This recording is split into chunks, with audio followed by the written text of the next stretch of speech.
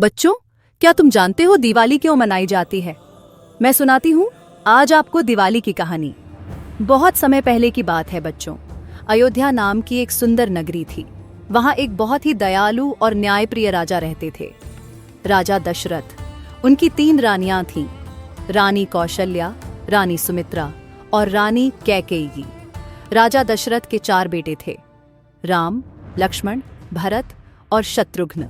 सबसे बड़े थे राम, जो सबके प्यारे और आदर्श पुत्र थे। एक दिन राजा दशरथ ने सोचा कि अब वे राम को अयोध्या का राजा बना देंगे। सभी बहुत खुश थे, लेकिन रानी कैकेयी नाराज हो गईं।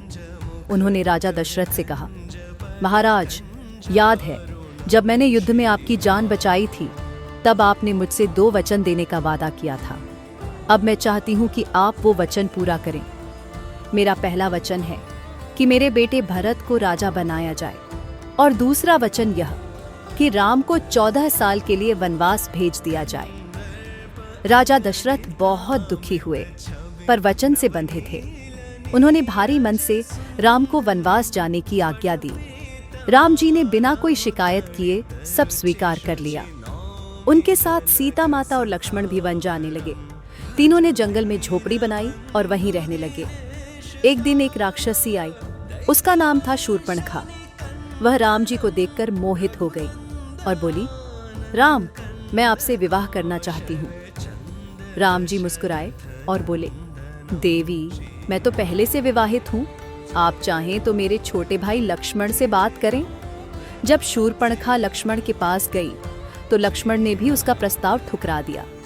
इस पर शूर्पणखा बहुत क्रोधित हो गई और सीता माता को नुकसान पहुंचाने लगी। तब लक्ष्मण ने उसकी नाक और कान काट दिए। शूर्पणखा रोती हुई अपने भाई रावण के पास पहुंची। रावण लंका का राजा था और बहुत बलवान था। उसने अपनी बहन का बदला लेने का निश्चय किया। रावण ने एक चाल चली। उसने अपने एक राक्षस को सुनहरा हिरण बना दिया और सीता माता के पास भेजा। सीता माता ने जब वह सुनहरा हिरण देखा तो बोली, राम जी, देखिए कितना सुंदर हिरण है, इसे मेरे लिए पकड़ लीजिए।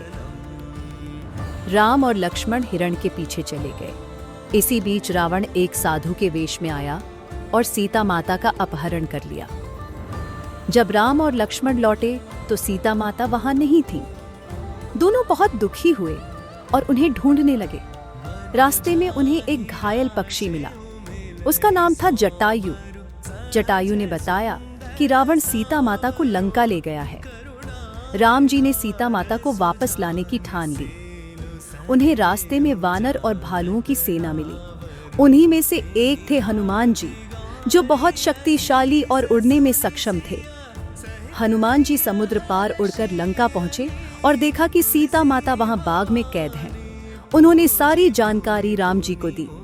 राम जी ने अपनी सेना के साथ समुद्र पर पत्थरों का पुल, राम सेतु बनाया और लंका पहुंच गए।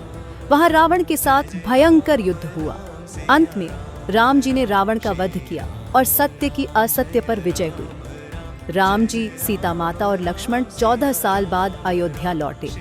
पूरी अयोध्या में खुशियों की लहर दौड़ गई। लोगों ने अपने घरों को दियों से सजाया, फूलों से महकाया और राम जी का स्वागत किया।